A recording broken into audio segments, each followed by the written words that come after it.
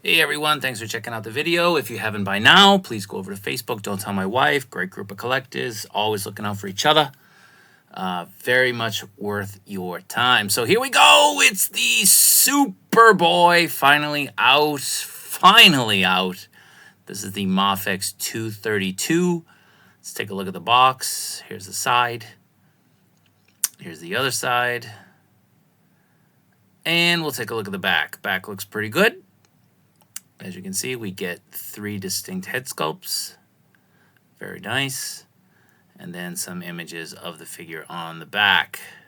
For those of you who are pose challenged like myself, these pictures really help a lot when it comes to putting your poses together. So let's take a look at him outside of the box. Here he is.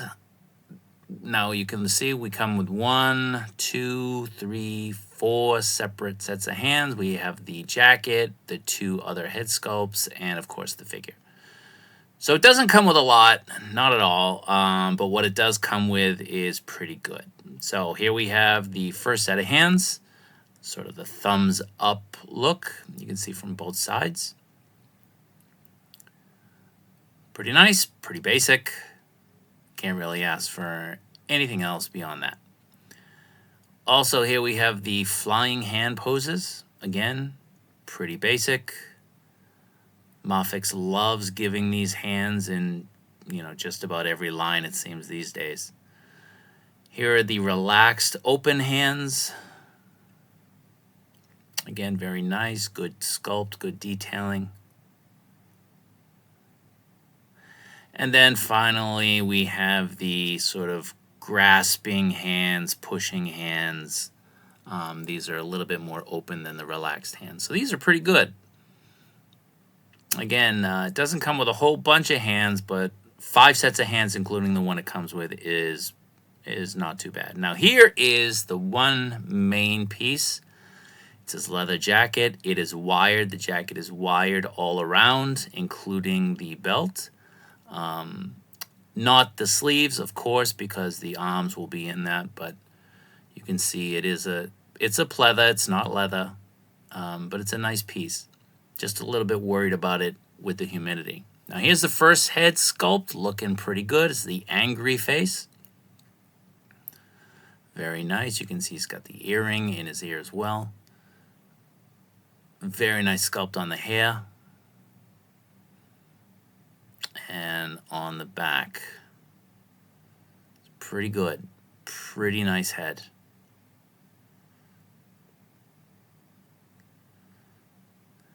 Now here's the other head with the glasses on. Again, very cool, very nice. Looking good. A little bit of a paint issue on the side of my head right there. If you can see it right above the ear. But not a killer. I know some of you hate it. It's not that big of a deal for me. So here are both heads side by side. Look pretty good. You can't go wrong with any of the head sculpts they gave, so it's pretty nice. So here's the figure itself. The colors are awesome. Let's take a look at that head. It's kind of a face neutral. Try to keep it in focus. Not always the easiest thing, guys. So here's the side of the head. This sculpt of mine did come with some paint issues on the back. Here's the top of the head sculpt.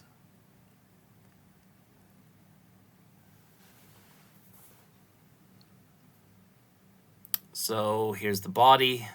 The colors are really vibrant, a lot like the Eradicator.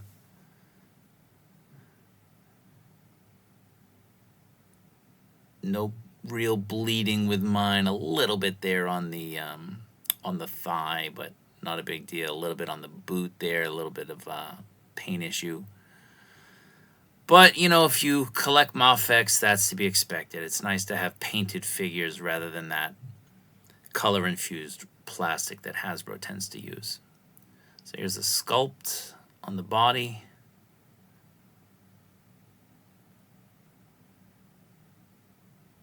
It's very nice. You can see there, right there, you can see I have issues with the paint.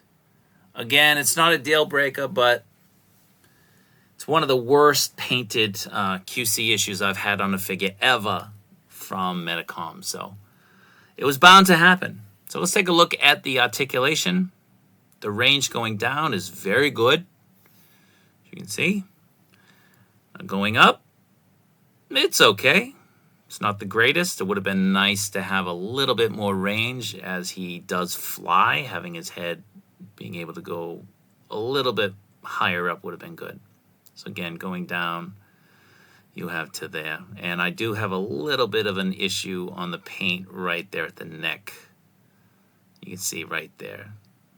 So be wary, be wary.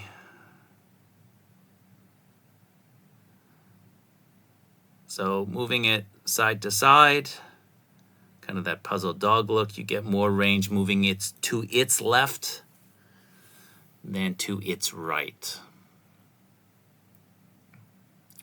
No issues with turning it all the way around. Now the arm, you can see the butterfly joint. It's a nice joint. I think this sculpt with that joint is pretty good. You do get the most minimal of drops. It's not much at all. You get the bicep swivel there as well. I'll just point that out. But reaching out, you get about 110 degrees easily. And again, here's that rotation on the figure, bicep swivel. And it's a double jointed elbow. Very good range on that. Now that's a separate piece right there on the glove. I don't know if you can really make that out. I want to try to move it. Maybe you can right there. So it's two pieces. It's the hand and then that piece, and you'll have to remove both when you want to put the jacket on. So in terms of the butterfly, if you want to extend the arms, how much range you get to there. And then going back, not quite the same, but you get decent range, enough to get the jacket on, which I suppose is really all you need.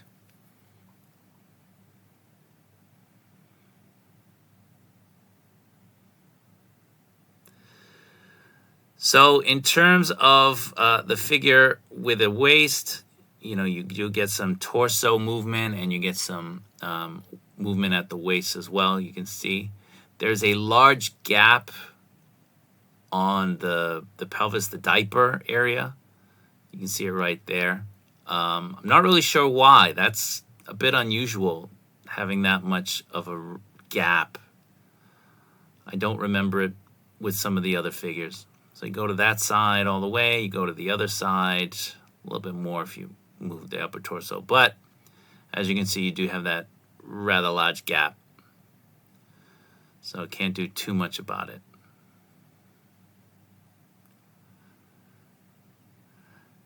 Now these are movable. They're a rubbery plastic and they do go up and down, which does help mask the gap when you're posing the figure. So that gap isn't too bad.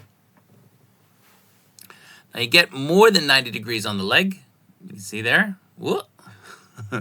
You do get more than 90 degrees on the leg. And doing that split, no problem at all. Now, if you want to do the Van Damme, you just pull the legs down at the hips and you move them out and you get to about there. Pretty good range on the legs.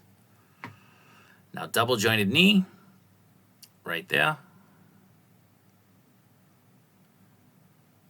No movement at the boot. Obviously, normal movement on the foot. Foot goes down to there. Decent range, and it goes up to there, which is okay range.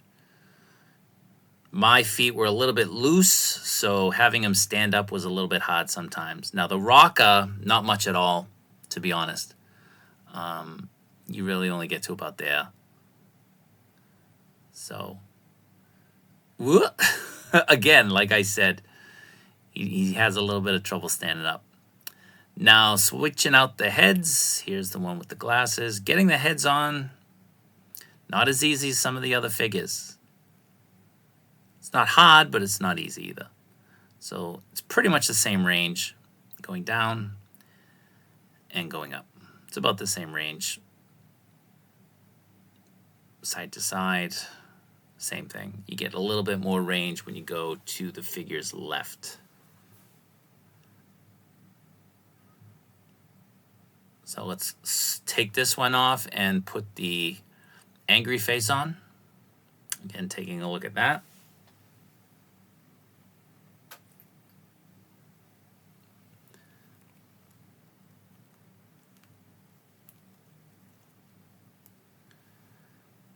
It's a good head sculpt. It's a really good head sculpt. So going down to there, going up again to there, side to side, same issues.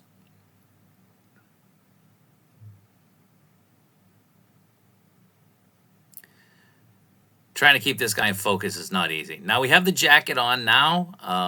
Again, you have to take it off, and the belt there again is wired, so you can move it all around. You can see fairly good. You can move the jacket as well. Here's the back of the jacket with it on.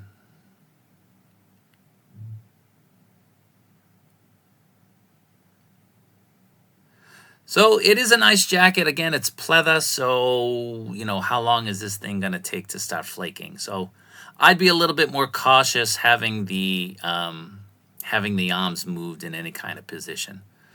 But for the range on it with the jacket on, you can get the arms up to about there. I'm sure you could push it a little bit more than that, but I don't really want to. Don't want to break my figure, don't want to break the jacket. And moving it back to about there.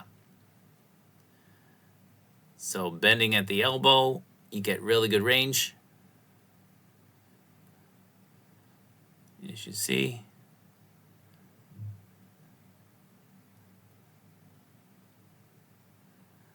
And then again, the other side is basically the same.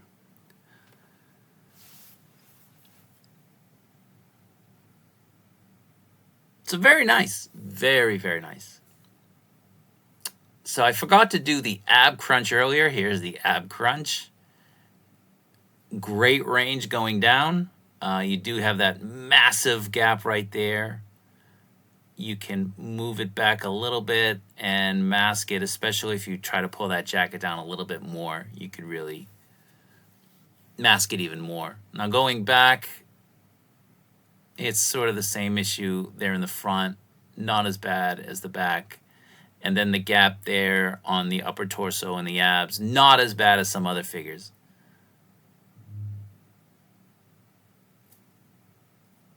So very nice. Now again, I'm not a poser, but you know, you can get some decent range out of the figure. Still with the jacket, it's pretty cool. Again, the colors, they really pop on this guy. They're really nice. I was very impressed with the Eradicator colors. This is right there as well. Really rich, vibrant colors. Here's the other pose with the other head. Thumbs up.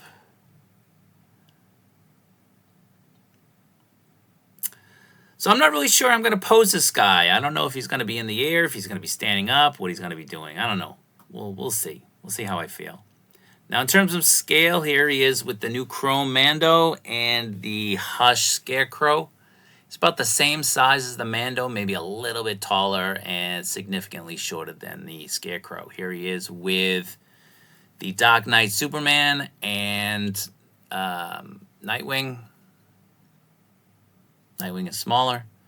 Here he is with the Muff Toys Clark Kent and the Hush Superman. Now, I gave my kids the other figures the other day, and they lost them on me. You know, Cyborg and Eradicator. So I don't have them for this video. I'm sorry. But I did put those other ones there for your comparison. So overall, again, there's a little bit of bleed on the painting on my figure, which is new for me. I've just sort of lucked out. The jacket is nice, but I expect it to flake over time. The colors are really great. The head sculpts are really great. My feet are a little bit loose, but it's not a deal breaker.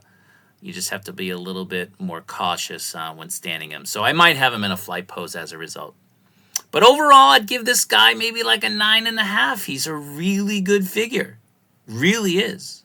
So don't miss out on this one. So again, guys, thank you for watching. I appreciate it. Be good, be safe, and I will see you all next time.